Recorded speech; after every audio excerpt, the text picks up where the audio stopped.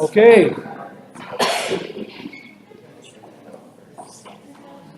Well, we're going to go ahead and get started with our program this evening, and I would like to welcome you all to the 2016 LaTour Eichenwald Forum on HIM Leadership and Innovation.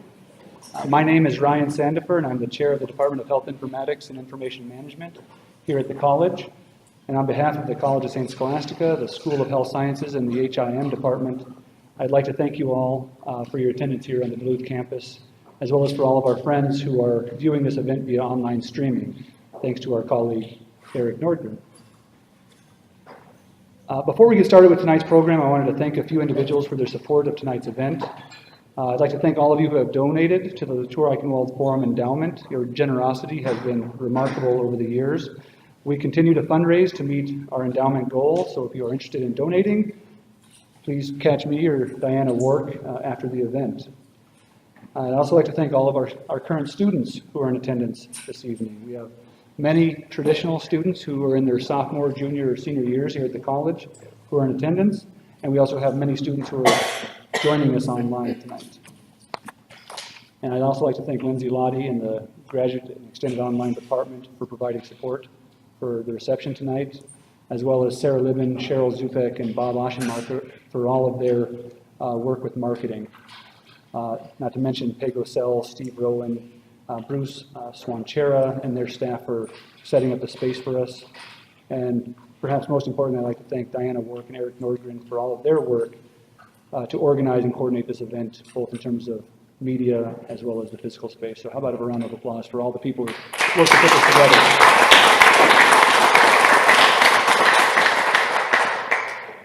So I'm very excited about this event. I'm very excited about it every single year that we offer it because it's an opportunity for us to collectively look back at the history of the department here at the college and honor two of its finest professionals, Kathy LaTour and Shirley Eichenwald Mackey. Yes? Yes!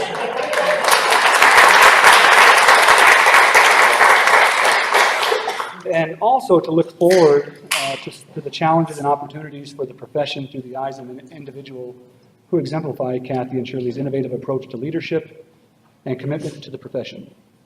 And tonight we are fortunate to have Beth Haenke Just with us to offer her thoughts. I'm very excited to hear her presentation and continue the dialogue. Beth works and lives in Denver, Colorado, and is a recognized patient matching industry expert, and she is the founder and CEO of Just Associates Incorporated.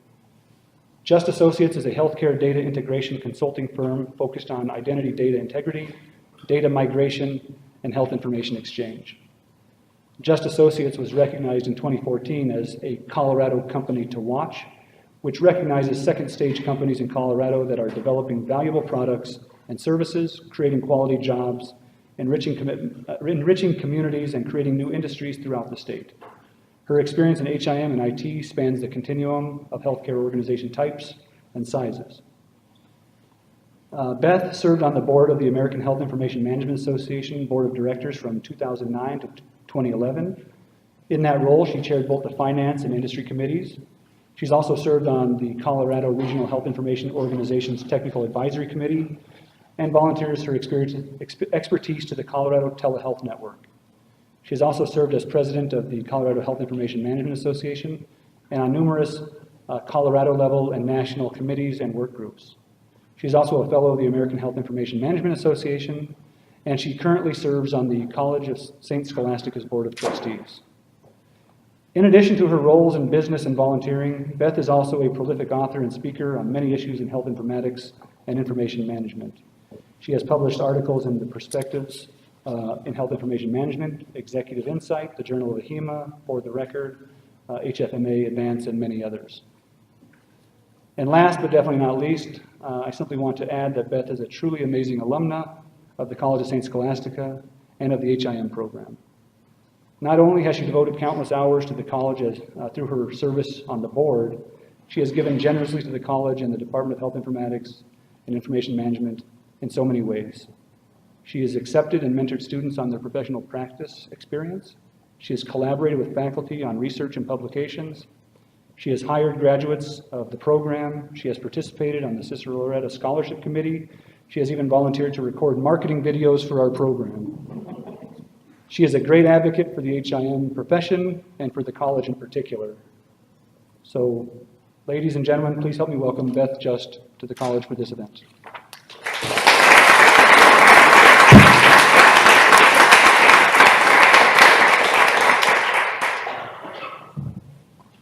Thank you. So Ryan did the long bio. And all that just demonstrates is that I'm old. Been around the block for a while. It's an honor and great privilege to be here, especially to honor my mentors, and Kathy and Shirley. And as I'll talk later, Shirley's the one that got me into this profession. She probably doesn't even remember that, but she, yeah, but she did. She's the one that got me into it. So thank you, Ryan, for inviting me. And I am, both Kathy and Shirley were instructors. Shirley was my advisor in college, and so it's just a real honor to be here to talk to you all today. I'm a very, very loyal alum of Scholastica, and I'll tell you a little bit why in a little bit here. So this presentation is focusing on leadership. I thought I'd take that theme for the HIM Leadership Forum. And my goal is really to try to connect the Scholastica's mission and values to how it really helps to embody the traits and the characteristics that students need to eventually become leaders, either while they're still a student or out in the future. And I hope I'll be able to connect those dots for you. Being on the board for 6 years, I've really learned a lot from the sisters and how important the Benedictine values are to them, and how they live that every single day, and how they really encourage all of us that are in leadership roles with the school to live those values, walk the walk, not just talk the talk. So hopefully I can show how this mission and these values drive everything that we do at this college. And from academic preparation to school activities, even to the sports teams.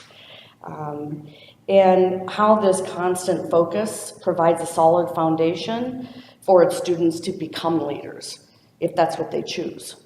And whether or not it's at the college or, again, out in the work world after they graduate. And then I'm going to talk a little bit about a book that I read just recently, the last 3-4 years, and on which I've been doing a lot of leadership mentoring and education to my management team in my company, because I think this gentleman has really honed in onto the key things for effective leadership. And so I'll share a little bit about that with you.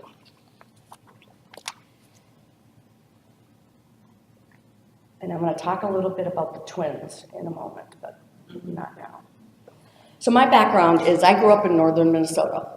That's the farmhouse I grew up in. My great-grandfather built that back in the 1920s. He was, and so for those of you who are from around here, I'm from Waback, and it's a town on the Iron Range. And my great-grandfather was a homesteader up there in the late 1890s, and he actually took a train from Duluth, or from Milwaukee to Duluth, and walked up to the range and homestead. Am I getting too much feedback? Maybe lower it a little bit? Yeah, okay. So anyway, my great-grandfather was very industrious, and he started a very, very successful dairy farm and then went on to farming a lot of other things. Potatoes is what I grew up with. And he was very highly successful, pretty well known up in that part of the woods up in those days. My dad, however, his grandson, didn't have the benefit of living up on the farm. He ended up moving to Flint, Michigan when he was 5 with his mother and stepfather. Whole long story behind that one. But he ended up being a city boy. But he would come up north in the summer times, and his two older brothers were up there. And he really loved being up on the farm and out in the country. And so after World War II, he married my mom and then moved her up to northern Minnesota. And his goal was to become a successful farmer, like his grandfather. And he worked very hard. He worked 2 jobs. He worked in the Erie mine, and then full-time, and then he also farmed full-time. So he was bound and determined to become successful, and I think he succeeded. Probably took him a little longer than he hoped, but he did. So this is my family. So I'm one of 7 kids. This picture was taken, I think I was about 7 or 8 in this picture. And I was number 5 in the birth order, but I was the oldest of the little kids. So in large families, if any of you are from large families, you know that a lot of times you have kind of almost 2 groups of kids. And so I was the oldest of the little ones. And we were Catholic. When I graduated high school, I got to come to Scholastica first couple of years on a full ride. So that's one of the many reasons why I'm very loyal to this school, because if they hadn't given me the scholarships and worked with me on financial aid, I probably never would have been able to make it through college. When I went to college, I was going to be a veterinarian. And as my freshman year, I was taking classes, and then I was starting to research vet schools. And back then, there weren't a lot of veterinary schools, and there were certainly not a lot of women that were going into veterinary programs. But anyway, I started looking into schools and found out all the things that I had to do in order to be a vet, like experiment on animals and probably kill a bunch of them. And I just couldn't do it. I'm a real animal lover, and there's no way I could inject bacteria and, all kinds of deadly diseases into even mice or rats, let alone dogs and cats. So I said, I'm not going to do that. And at the end of my freshman year, I became an undeclared major. And I had a pretty strong math and science background coming in my freshman year. And so somehow Shirley Eichenwald found me. And all I remember is the end of my freshman year sitting in her office, and she's going, "Have you ever heard of medical records?" And I went, "No." And I hadn't. I'd never heard of the degree. And so she told me about it, and I went, kind of sounds interesting, because it's got that biology, that medical, clinical, which I really, really like, but it's not patient care. And I don't have to worry about hurting someone, and so doing something wrong and killing somebody. So the next thing I knew, I was in the medical record administration program, as it was called back then. Once I graduated, I moved to Colorado because I like to ski. I grew up, as I said, in Boavic, and Giants Ridge is right there, and so I grew up skiing, and so I wanted to ski the mountains. And I moved to a small town called Fort Morgan, which is about 70, 80 miles northeast of Denver. And I worked at the little small hospital there for a couple of years. And after I'd been there a year, I went to a state association meeting, the Colorado meeting, and I met Vi Griffin. And those of us who've been around for a while remember Vi very fondly.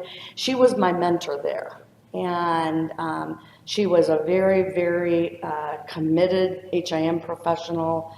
She gave a lot to the profession. She taught, she took students. She was really, really good. And so she took me under her wing and said, "You need to get involved." And so she got me on a committee at the state level.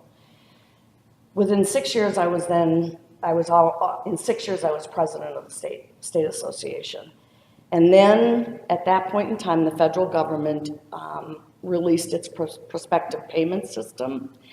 And I met a good friend of Shirley's and colleague, and I ended up going to work for her as a consultant.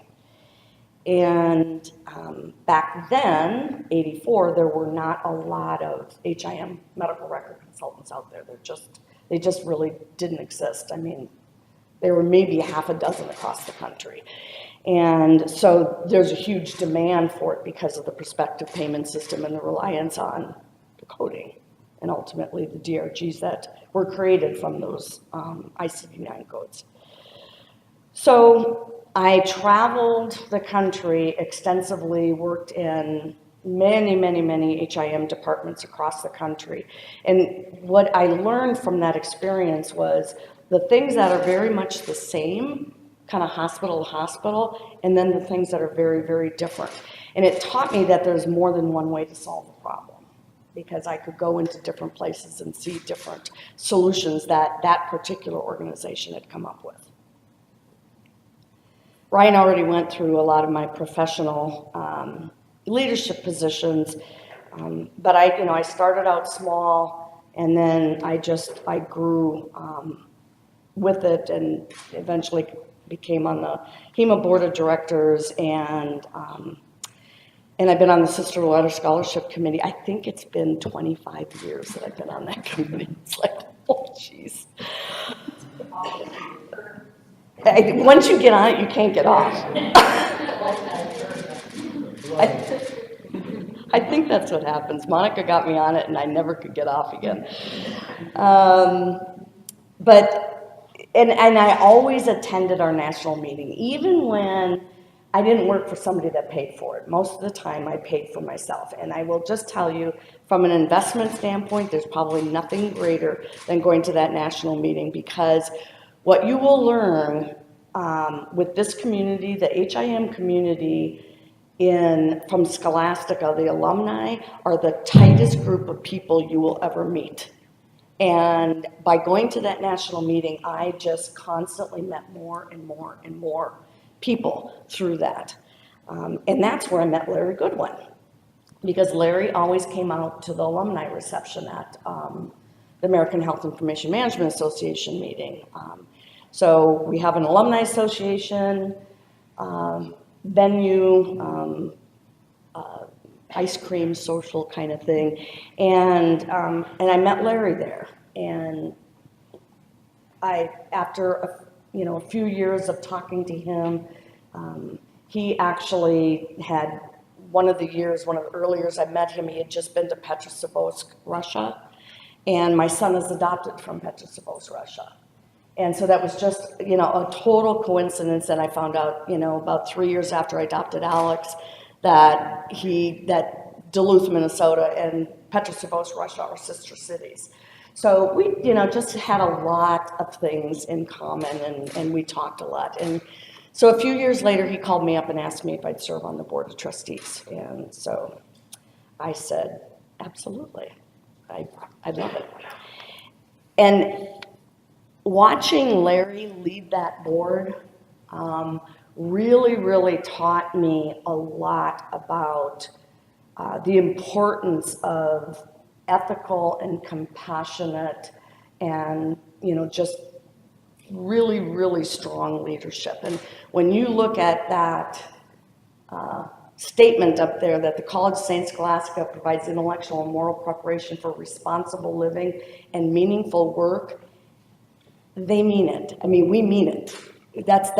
So yes, we want to teach you a profession. We want to teach you a skill so you can go out and get a job. And, in HIM, you're going to have the pick of the litter, a variety of different kinds of jobs that you can get now with that undergrad. And you'll have a really strong network and community even after you graduate.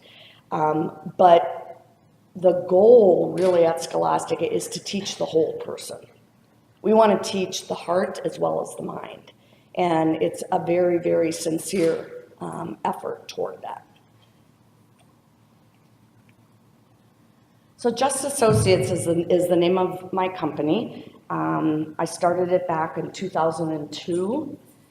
And we call it JA, Just Associates. Some people call it Just, but we call it JA. So how JA came to be born was I had taken a year off, kind of a semi-retirement, when my kids were really little. I had worked for another company that was flying me coast to coast almost every week. And I just wasn't around with my kids, and they were young. They were like 4 or 5 years old at the time. So I just said enough, and I resigned. And about a year later, a large EMR vendor called me, who I had done some consulting work prior to that, and asked me to come for an interview. And I told them, I said, I'm not interested in a job. And they said, just come and talk to us. And I said, okay. So I went, spent the day with them, and then they asked me, they wanted to start a master patient index consulting and cleanup service line in their company, and they wanted me to head it up. And I politely declined. As I told them, I said I'd just come out of a very large software vendor. I had 21 software products that I was responsible for, and I was flying all over the country almost every week. And I said, I don't want to do that again. And so then they asked if I would, if they could subcontract the work to me, so that I'd do the work, but I'd be under their umbrella. And I said, yeah, I think that would work. Went home, talked to my husband, talked to who eventually became my business partner, and we started JA. We started with Linda and I and a part-time employee, and we now have about 150 employees. So we've been highly successful over the years, and I'm hoping that a big part of that success is because of the leadership that we've developed in the company. So what our company does, in very simple terms, is that within hospital databases, electronic medical record databases, oftentimes you end up with 2 records for the same person. So I might have been registered as a patient, and I was Beth Haenke, my maiden name, and then I came back, and now I'm Beth Just, and they don't realize I'm the same person, and they create a second medical record for me. So our company focuses on what we call identity solutions, so identifying the identity of the patient and helping to identify possible duplicates, records that 2 different people might share the same record, what we call an overlay, and then resolving them, actually fixing them in their electronic medical record systems. And that's what a lion's share of our employees do. Our clients are really large health systems, so multi-hospital health, multi-hospital, multi-clinic, because their databases get so huge, and they have millions and millions of records, and so it's harder to keep the records straight and clean in those large databases. So we outsource those. We provide consulting solutions to help them identify underlying causes of those.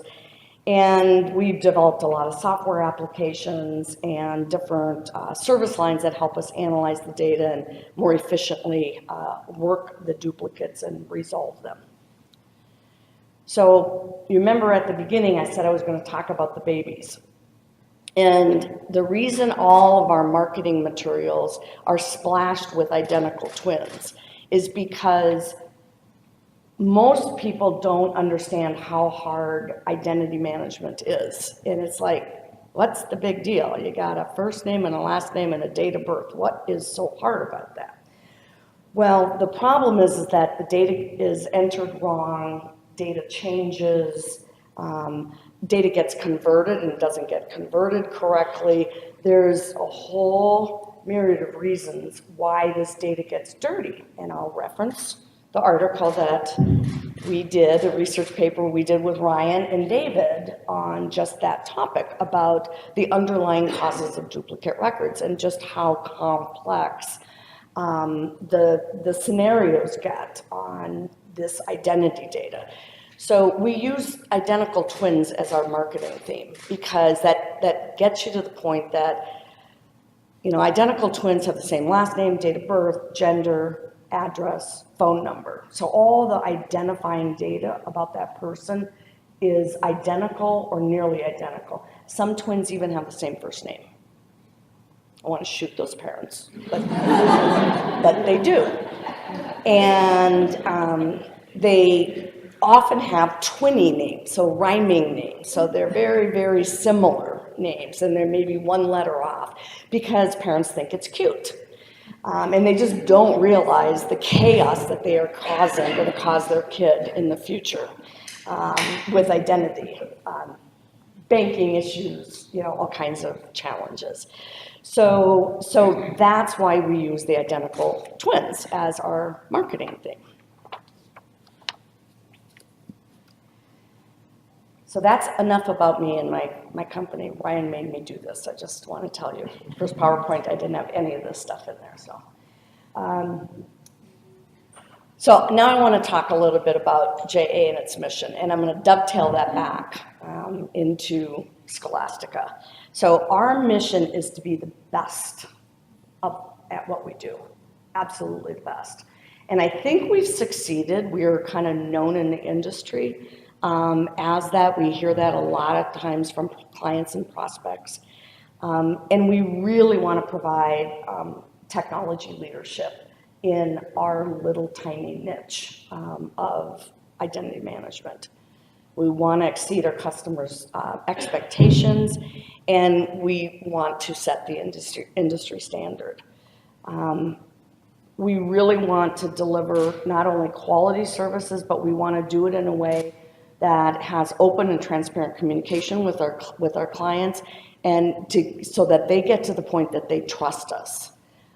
You would not believe how nervous a lot of our clients get about you're gonna do what with our records. We're gonna look at them, we're gonna say Beth Haenke and Beth Just are the same patient, we're gonna merge them, and they get very nervous about that. So it's really important that they learn that they can trust us. And we want them to understand that we will responsibly follow through on everything that we committed to doing.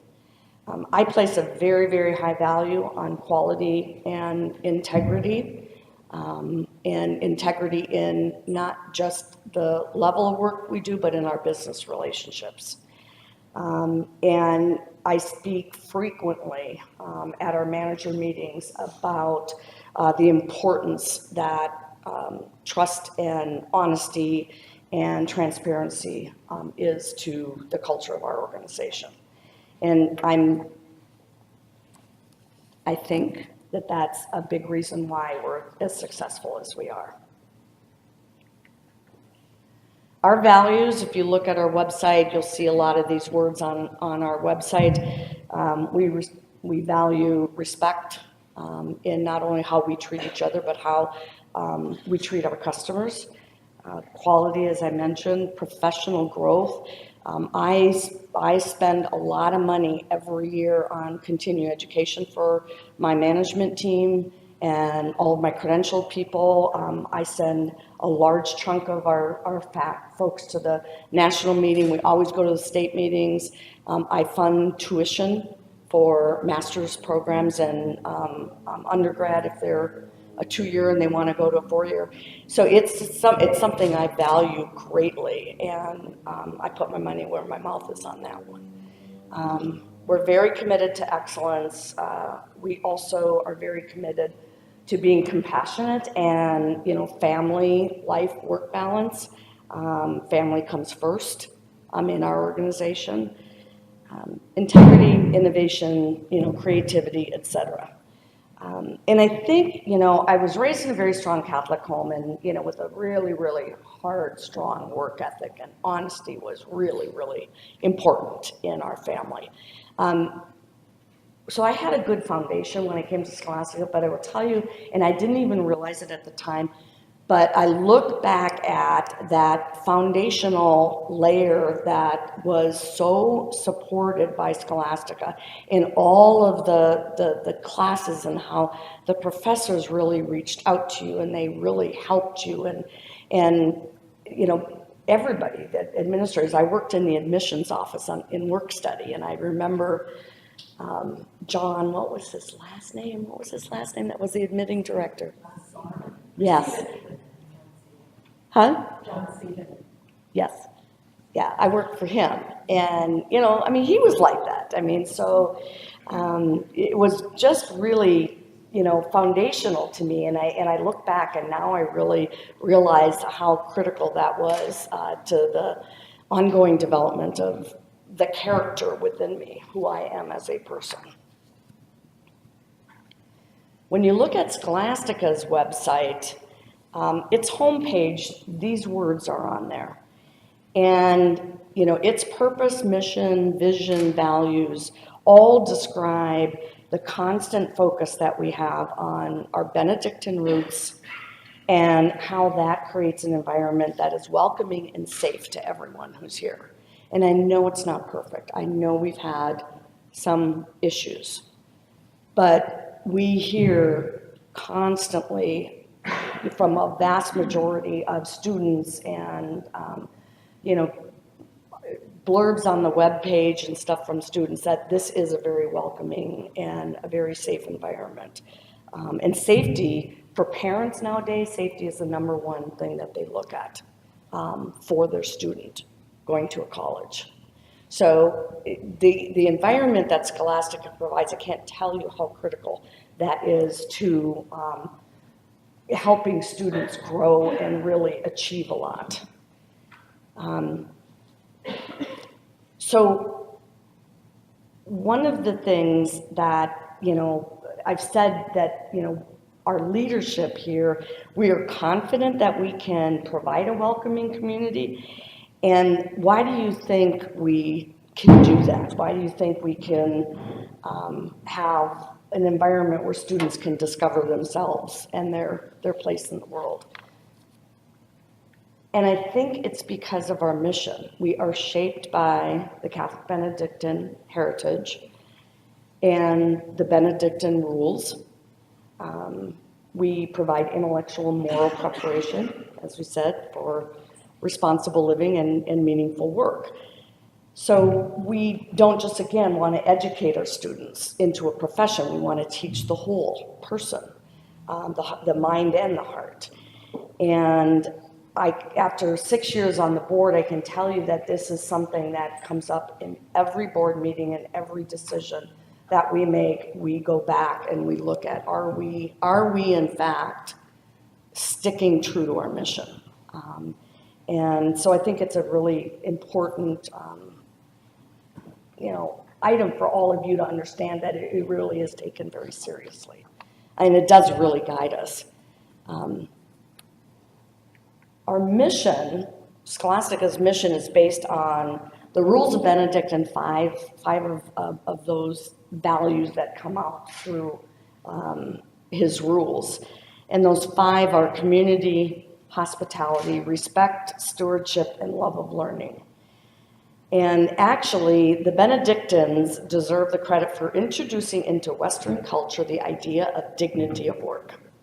That, you can do work that is fulfilling and has meaning and that brings purpose no matter what the job is. I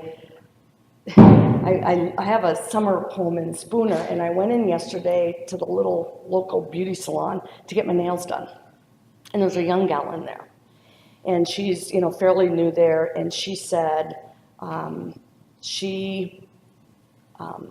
was trying to make a little extra money, and so she started cleaning houses. And I said, oh, I'll have to remember that for, next spring. And she said, yeah, I love to clean.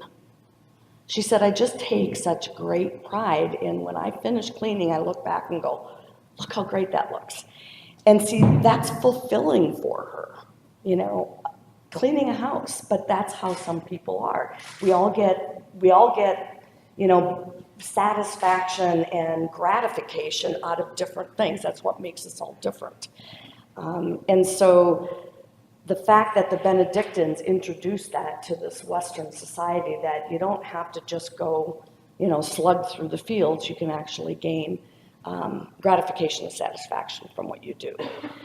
The Sisters homepage, there's a sentence on there that says, we view work not just as a means of providing economic support, but as a creative outlet for human energies.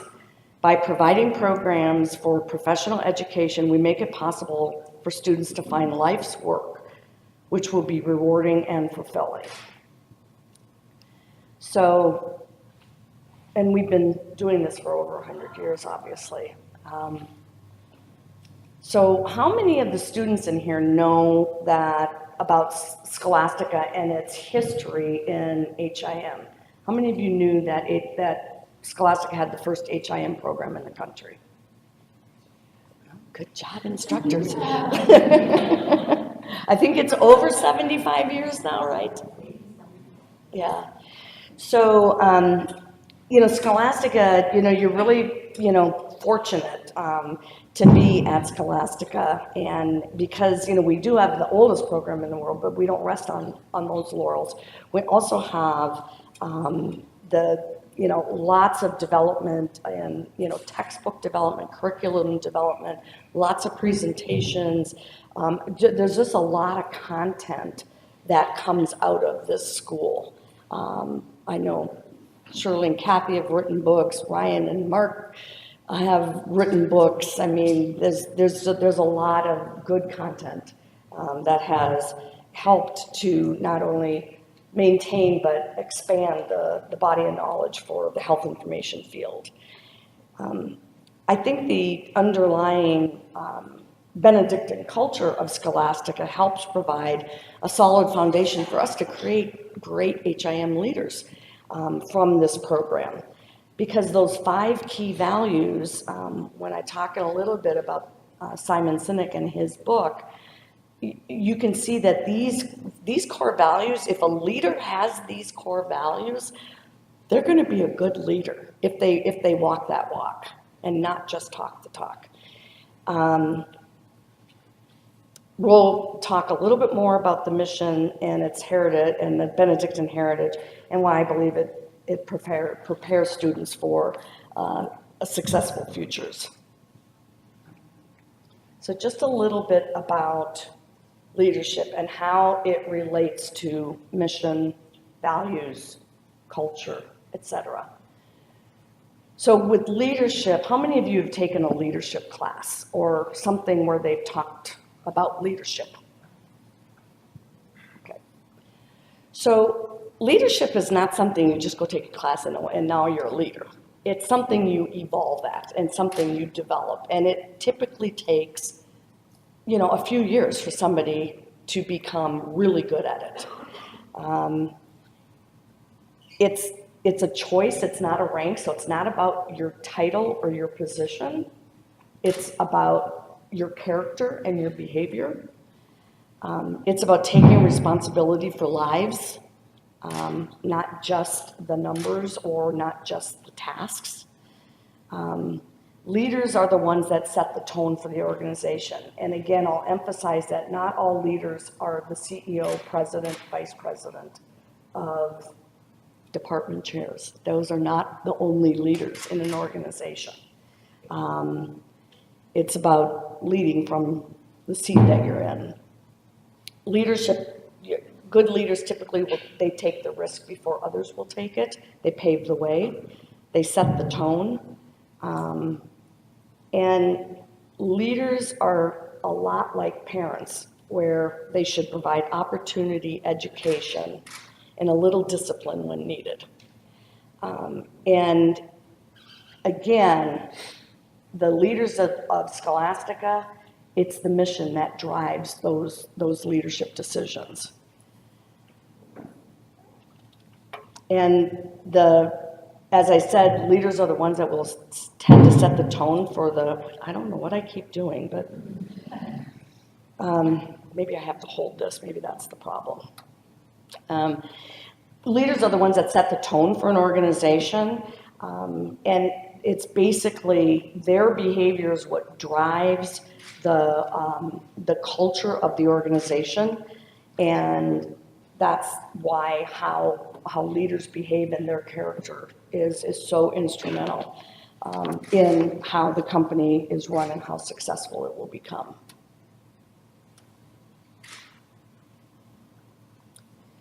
So I've talked about culture a little bit, and culture is one of those esoteric terms that it's like, what is culture, right?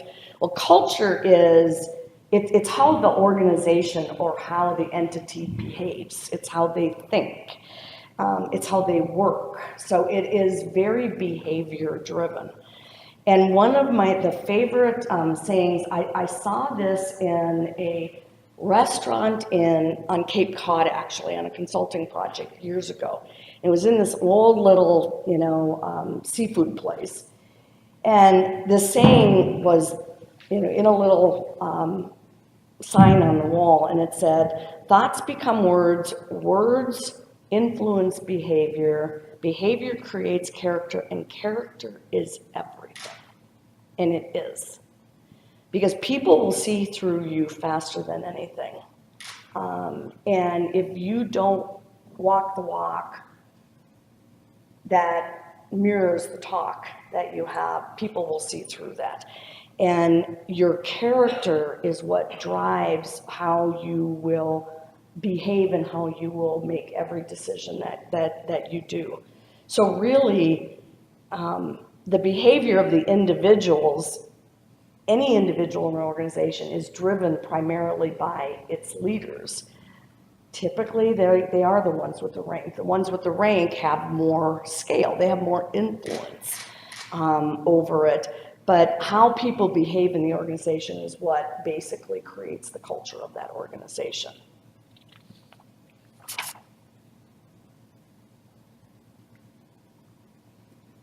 So what is leadership? So contrary to what I thought in my early career, that leadership was a position or a rank, it's really social influence. So it's how well are you able to influence other people to accomplish something. That's what leadership is all about. So can you, and that's why you can lead from any chair in the room. You don't have to be the head of the organization to be a leader.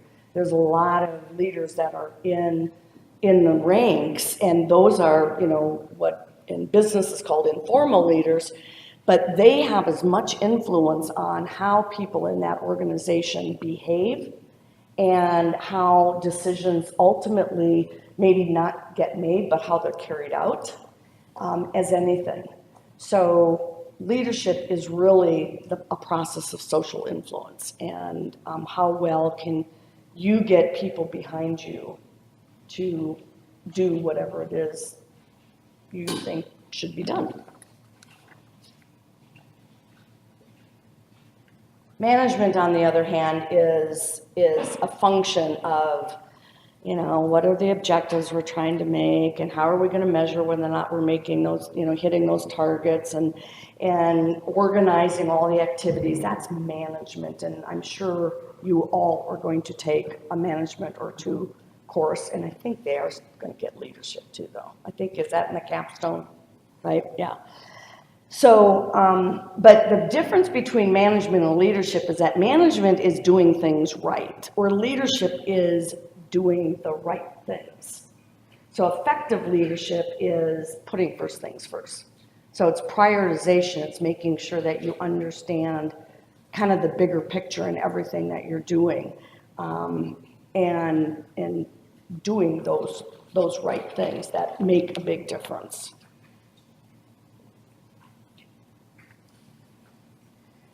So with this slide, I kind of want to transition to this book that I read, and our management team spent about a year doing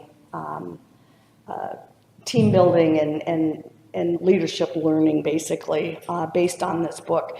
I got to see this gentleman, Simon Sinek, speak at the Children's Hospital Association meeting a few years ago. Powerful speaker. I highly encourage you to go out onto the internet and Google his name, and you will see he does TED Talk and stuff like that. He's got 10-minute little snippets on leadership, and they're awesome. I mean, you'll learn more in 10 minutes than you will, in a lot of other activities that you might do. So he's a well-known leadership guru. He published a book called Leaders Eat Last. And he teaches us about effective leadership and how effective leaders behave. So remember, behavior by the leaders is what drives the culture of an organization.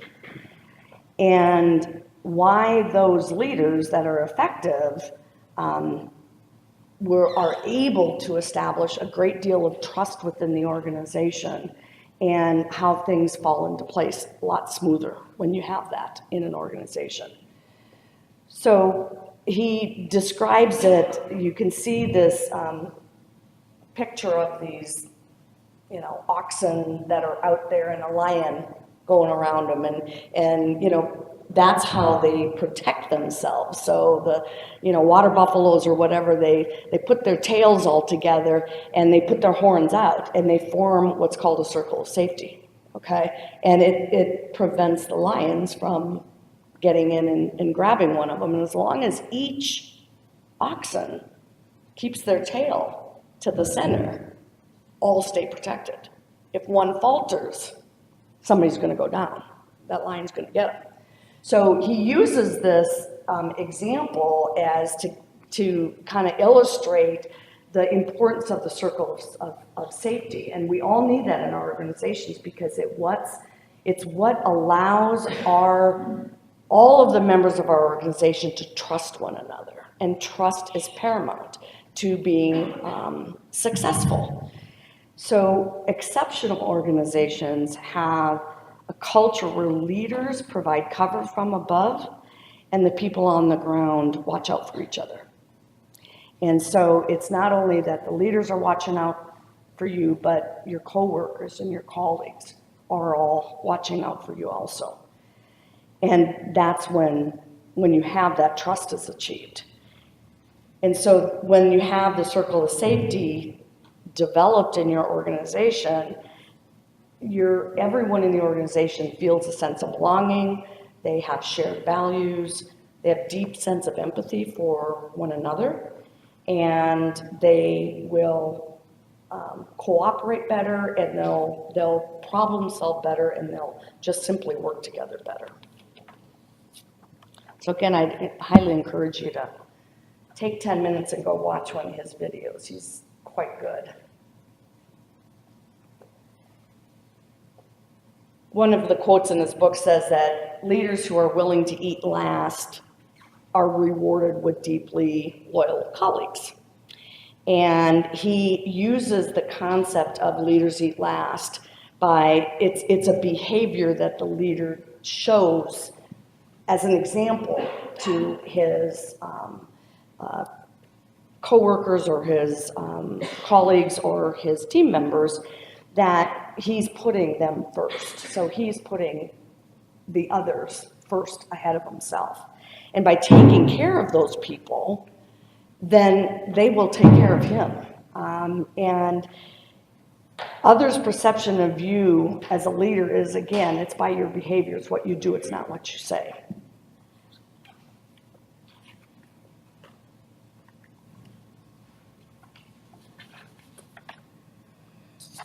So his example, and he actually based this on some study that he did of the U.S. Marine Corps. So how many of you have heard about the Marines always say, we'll never leave a man behind? Have you guys heard that? Marines, that's their slogan, never leave a man behind. And if you're a Marine, you trust that if you're the guy being left, that's out wounded in the field, somebody's going to come get you. They have 100% trust and faith in that. And so in the Marines, if you go into a mess tent or whatever, the leaders, the captains and whatever, they eat last. I mean, they literally eat last. They have the troops eat first. And it's, again, their demonstration to them that we're serious. We will always put you first. And it helps build and reinforces that message of trust.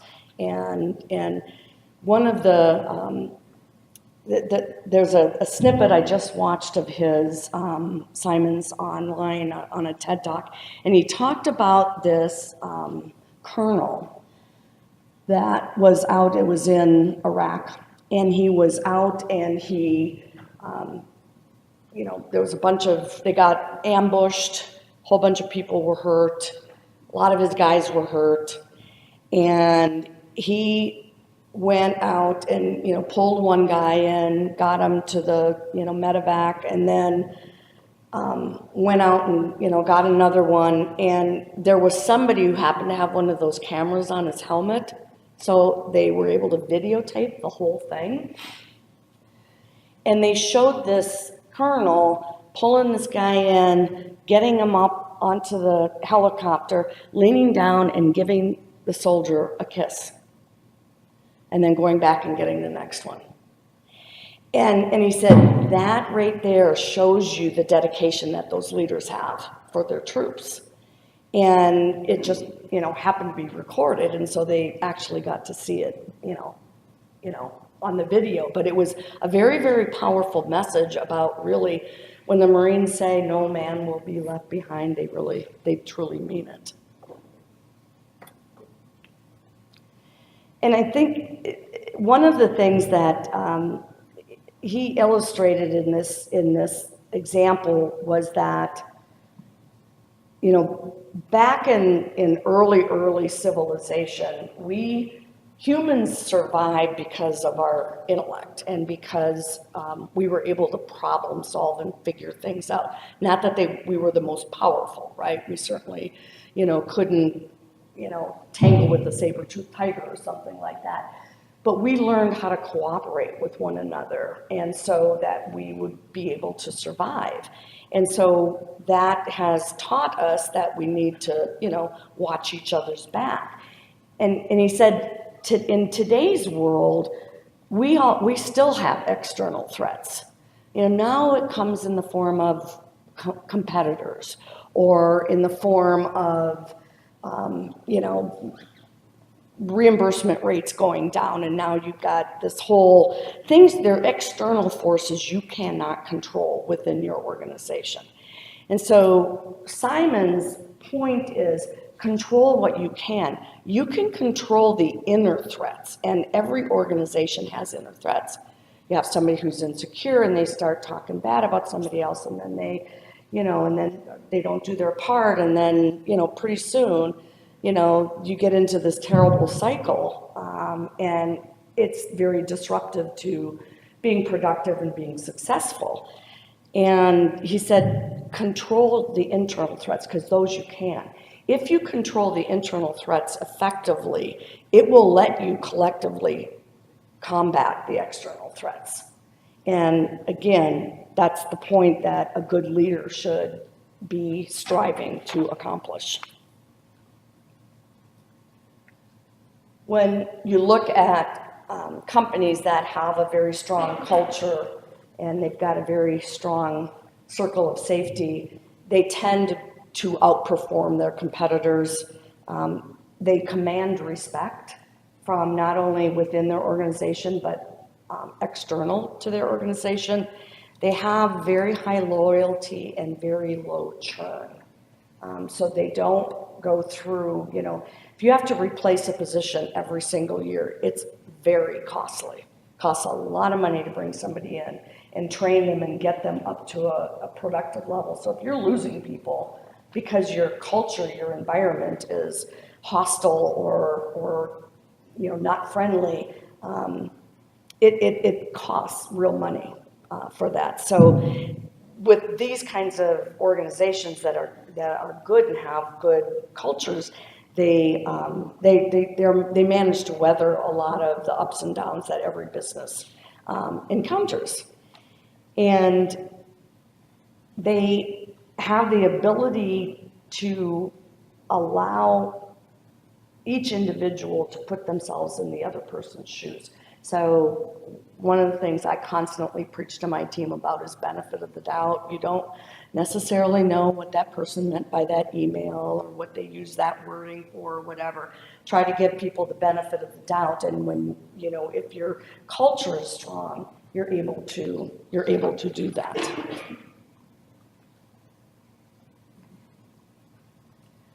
And then you build trust in the organization. So when people have to manage dangers from inside the organization, guess what? They have no ability to manage external threats to their organization. So if they have an unbalanced focus on short-term results and money versus their people, the people are going to be the ones that are going to be there for the long term and are going to be able to pull you through a lot. The money is an enabler of that. So one of the other examples that Simon uses is that being a leader is like being a parent, and parents will protect their children at all costs. And a good leader should protect their people at all costs.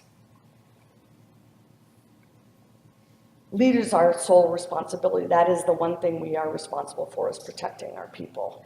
And leaders of great organizations don't see people as a commodity to be managed, to grow money. Although I will tell you, I got my MBA in the 80s, and that's exactly what they taught you back in the old days. We've come pretty full circle since then. But it is really, they see the money as a commodity to be managed to grow their people, because if their people grow, the company will grow. It's just a natural byproduct. I think I can probably skip that one. Okay, I want to get back to Scholastica and its values, because I believe that these 5 core values that Scholastica embodies is absolutely the key to Scholastica's success. And I think it creates a tremendous foundation for growing leaders from within its student ranks, and to go out and lead after they graduate also. So again, these are the 5 core values that Scholastica has. Its community is to create a climate that promotes the sense of community while valuing the uniqueness of each individual, and being adaptive to circumstances without compromising on those values.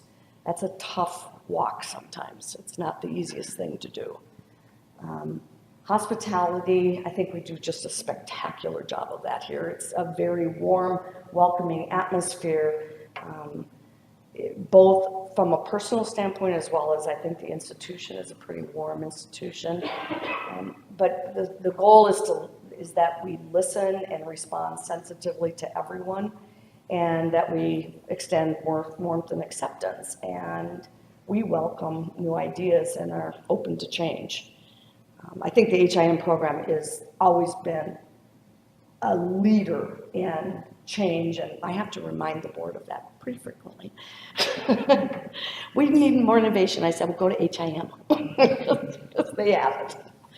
And respect is another huge one.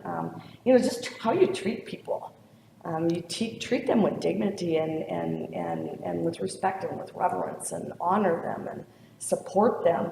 All of that really goes a long way to building up that individual person. And again, the more you build up that individual person, the more they're going to be of value to you within the organization. Stewardship is, just being responsible about the management of money, energy, people, any type of resource, but also finding time to balance, work and play and prayer and all of the things in your daily life that you need to be a good whole person. And that helps to promote, physical, mental, and spiritual growth. Love of learning is just something that I think a lot of folks here have, and I think a lot of students have it here. I find it, I see it in the students that I take from Scholastica, and I see it from, other students that I've interacted with here. But just being able to, constantly grow and expand, because, when you graduate from college, you're not done. that's really kind of just the beginning of it all. And how much you learn after that is all what you put into it and what you decide you want to do with it.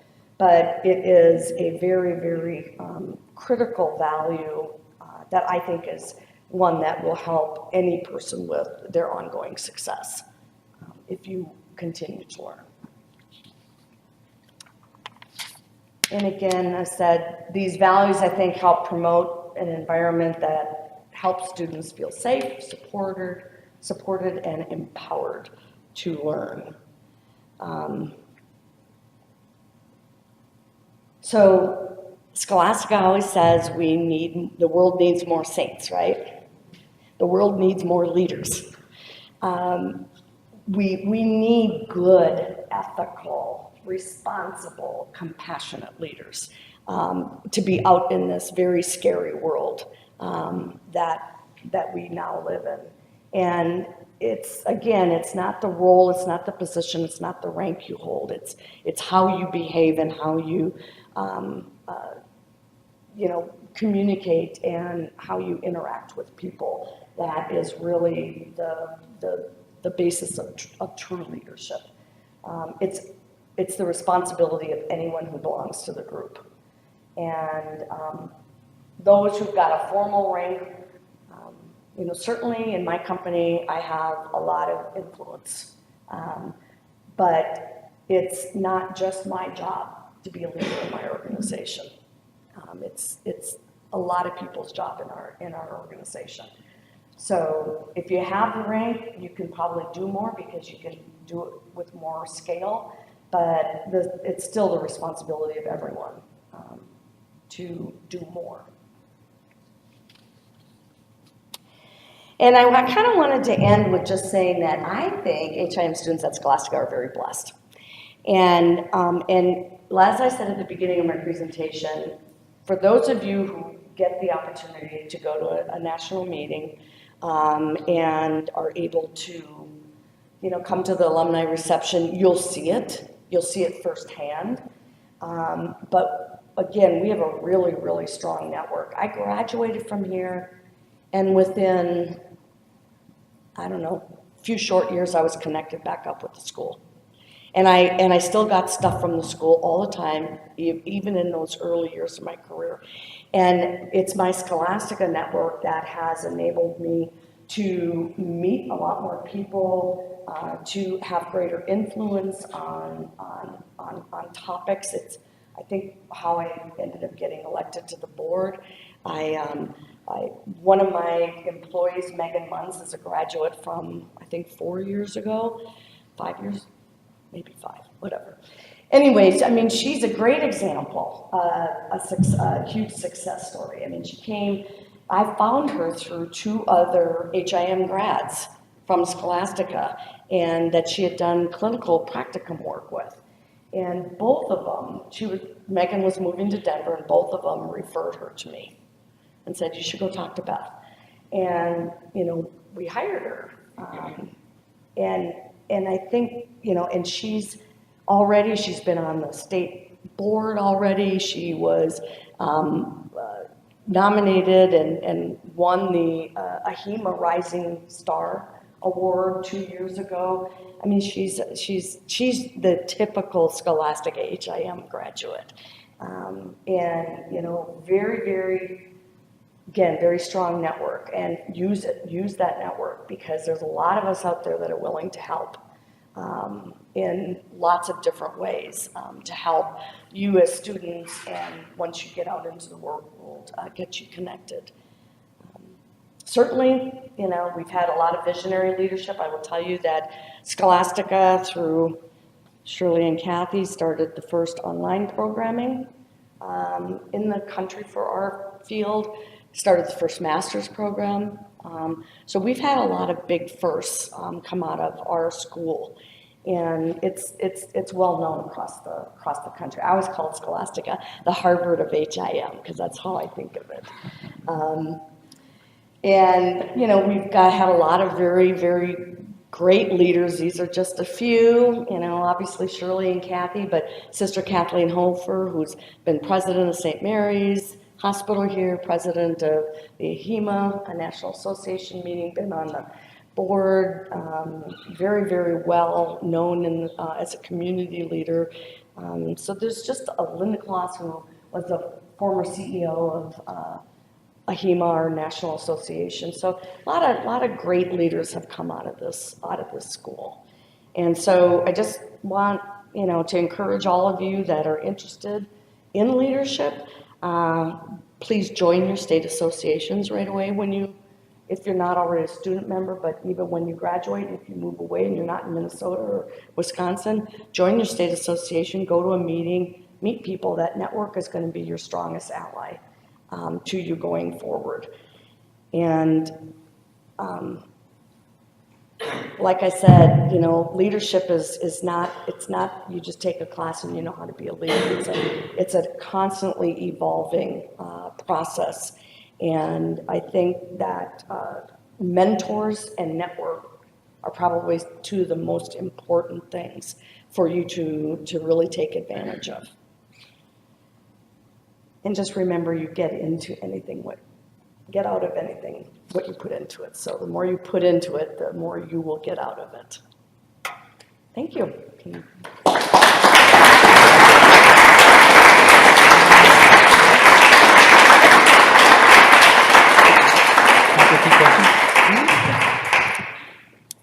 Okay, I think we have time for a few questions here. Does anyone have a question to begin? If not, I do. I always have a question. Well, I'll get the ball rolling then. Thank you, Beth, for the great presentation.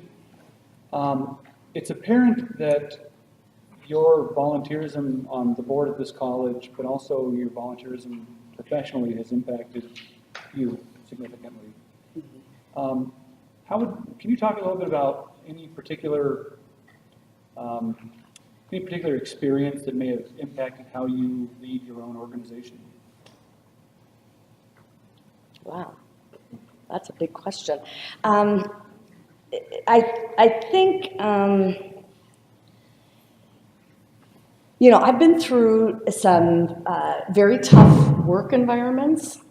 The work environment that I talked about that I left, that was a very, very tough one. It's kind of like you can learn as much from bad leaders as you can from good leaders, maybe even more. But that was a real rough experience. And, you know, I swore that I would never treat people the way I saw people being treated in that organization, and certainly the way I was treated. So I think that, you know, that probably honed me in a lot to what not to do and to go figure out what to do. Thank you.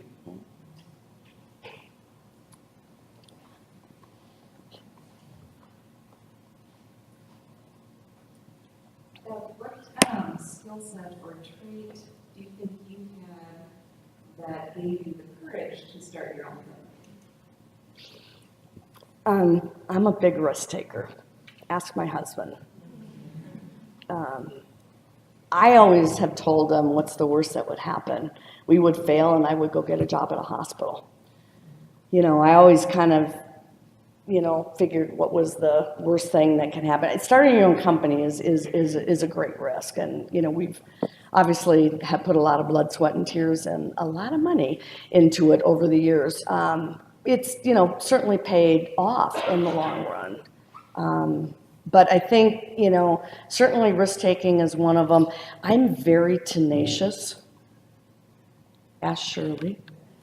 I'm very tenacious. It's really hard to get me to not keep doing what I have to do to climb over that next hurdle. So that's probably another characteristic that I have.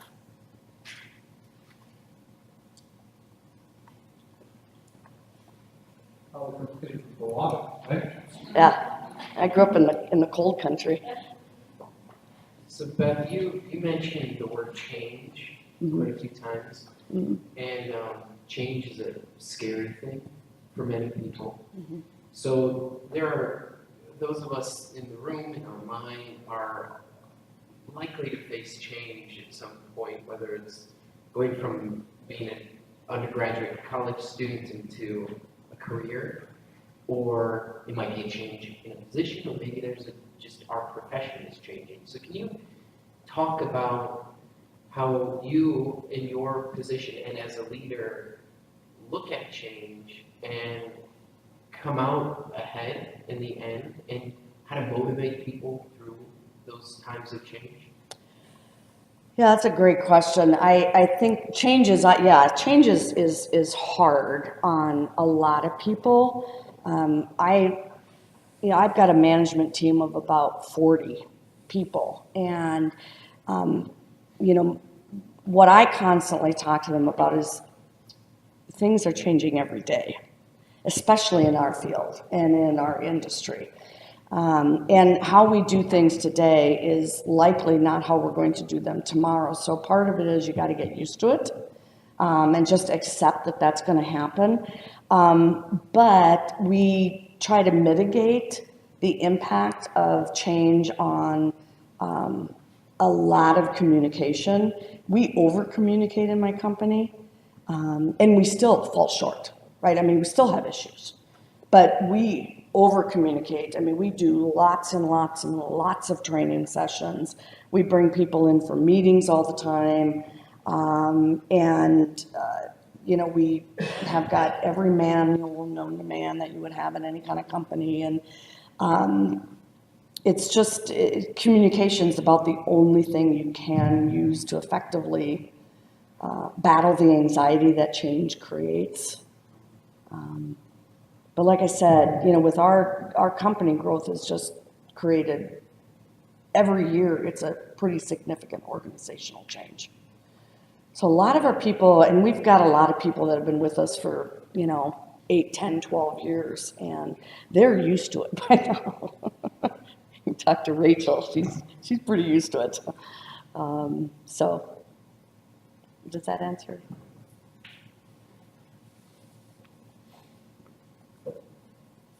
You talked about being in a work environment that wasn't positive, or where the leadership wasn't. Do you have recommendations for if someone gets into that kind of position? Do you stay there and try to be a leader and rise above it, or when should you leave? Well, I think it depends on if you have the financial ability to make that choice.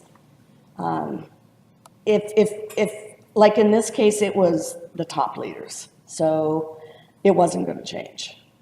It eventually did, but that was many years later, and they finally got rid of them.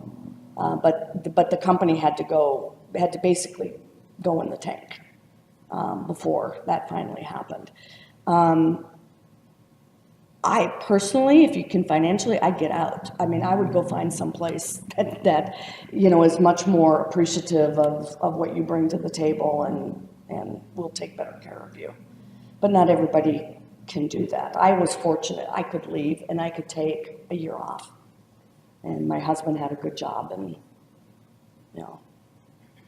but not everybody would be that fortunate.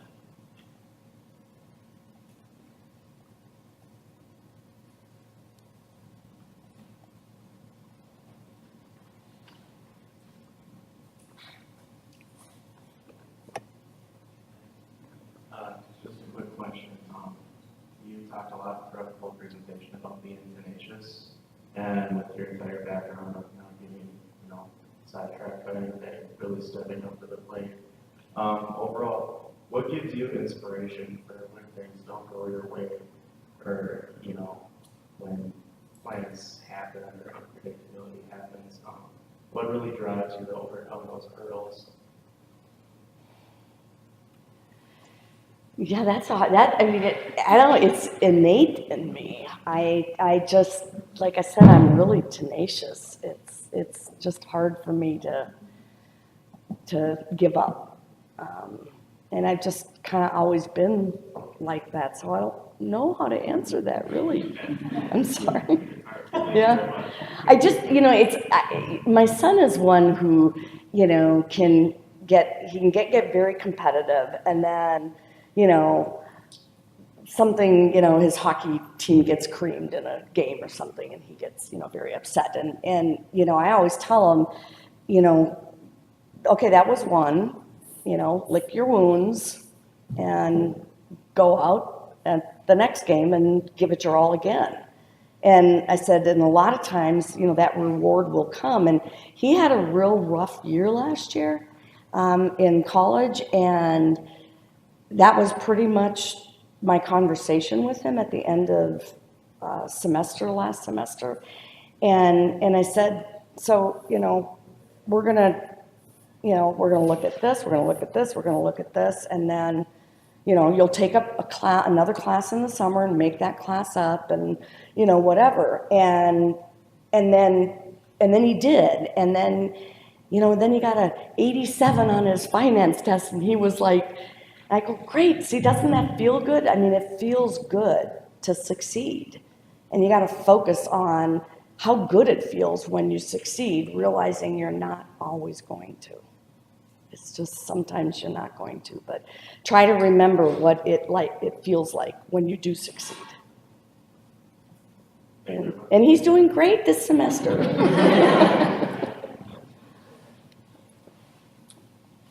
time for one more.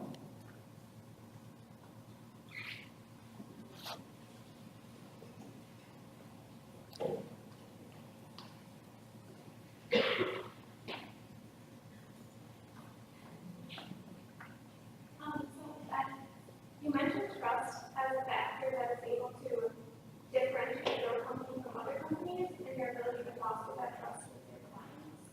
I'm just wondering how you do that and how you're able to do it at a higher degree than other companies are. Okay, I'm going to ask you to repeat that. I've got very bad hearing.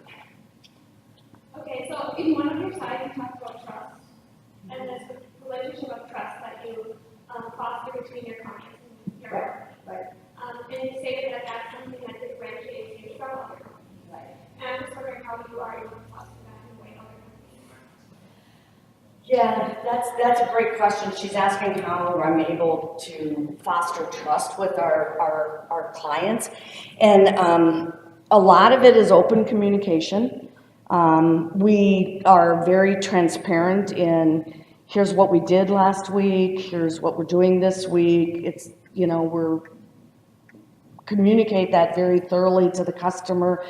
If we make a mistake, which happens because we're human, our staff typically catch it themselves and report it. And so then it's easy to fix when you catch it right away. And that helps the client learn to trust that, no, we're not perfect, but if we do make a mistake, we're going to catch it really fast and fix it before there's any patient harm, you know, that might come of the mistake. So it's those kinds of things that, you know, and our staff are pretty, you know, they're willing to just say, oh my gosh, I pushed the wrong button.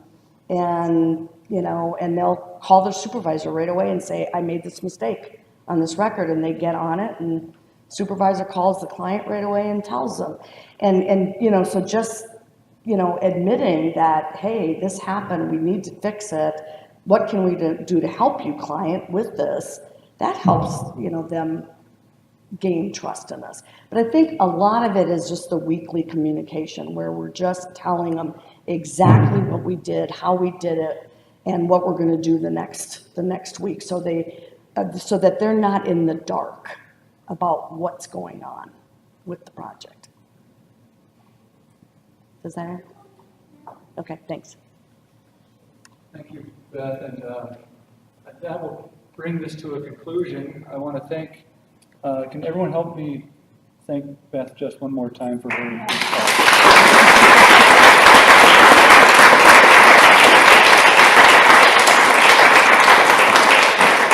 I didn't get a coughing spell. Yeah, Beth, thank you so much for bringing your expertise to the table this year at the LaTour Eichenwald Forum, and thank you all for attending, and safe travels.